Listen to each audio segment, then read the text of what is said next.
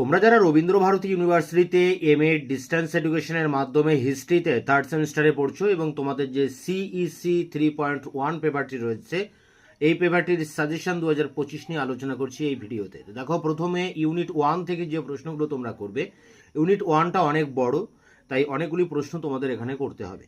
প্রথমে রয়েছে ঔরঙ্গজেব পরবর্তী মুঘল সম্রাটদের ব্যর্থতার কারণসমূহ লেখো। পরেরটি নাদির শাহের ভারত আক্রমণের ঐতিহাসিক গুরুত্ব আলোচনা করো। পরেরটি অষ্টাদশ শতকে জায়গিরদারি সংকট কিভাবে মুঘল সাম্রাজ্যের পতন ঘটায়।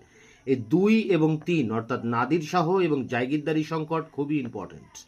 পরেরটি দেখো, অষ্টাদশ শতকে কি অন্ধকারময় যুগ ছিল, বিভিন্ন মতামতগুলি লেখো।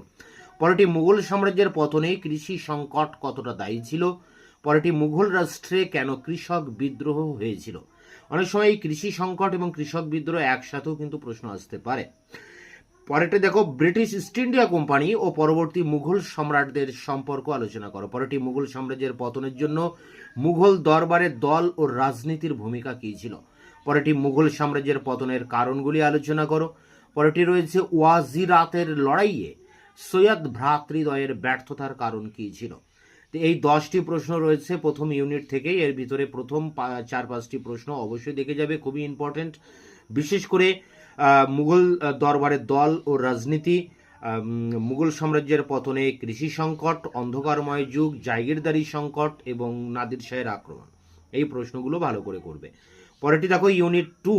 ইউনিট 2 থেকে তোমরা 4টি প্রশ্ন করবে। 18 শতকে ভারতের নারীদের অবস্থান এবং সামাজিক ও সাংস্কৃতিক জীবন। পরেরটি পরবর্তী মুঘল শিল্প স্থাপত্য সম্পর্কে আলোচনা করো, ভেরি ভেরি ইম্পর্টেন্ট। পরেরটি 18 শতকে ভারতের নগর জীবনের উপরে আলোচনা করো।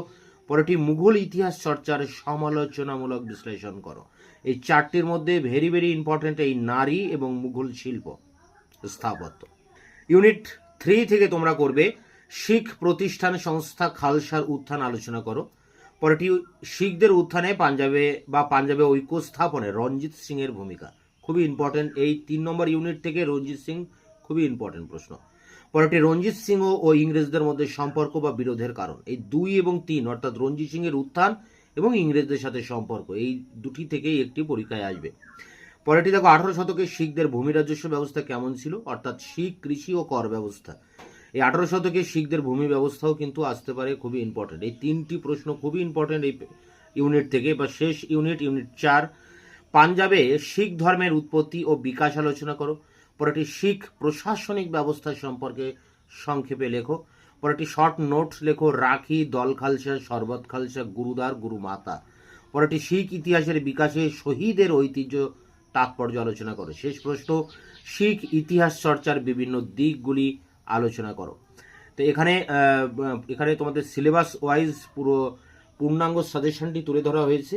এর মধ্যে থেকে তোমরা ইম্পর্টেন্ট প্রশ্নগুলো অবশ্যই করবে। যেমন ইউনিট 4 থেকে ইম্পর্টেন্ট শিখ ধর্মের উৎপত্তি, শিখ প্রশাসনিক ব্যবস্থা, শহীদের ঐতিহ্য, এই 3টি প্রশ্ন অবশ্যই করবে। তো এছাড়া তোমাদের সিইসি 3.1 পেপারটির সাজেশন আমি এর আগে দিয়েছি, এই ভিডিও ডেসক্রিপশন বক্সে তার লিঙ্ক দেওয়া রয়েছে, দেখে নেবে। দেখা হচ্ছে অন্য ভিডিও ক্লাসে, অর্থাৎ তোমাদের আরও যে 3টি পেপার রয়েছে তার সাজেশন খুব দ্রুত তোমাদের সামনে এনে হাজির করছি। ততক্ষণে চ্যানেলকে তোমরা সাবস্ক্রাইব করে রাখবে, বন্ধুদের কাছে শেয়ার করবে, ভিডিওটি ভালো লাগলে অবশ্যই একটা লাইক দেবে।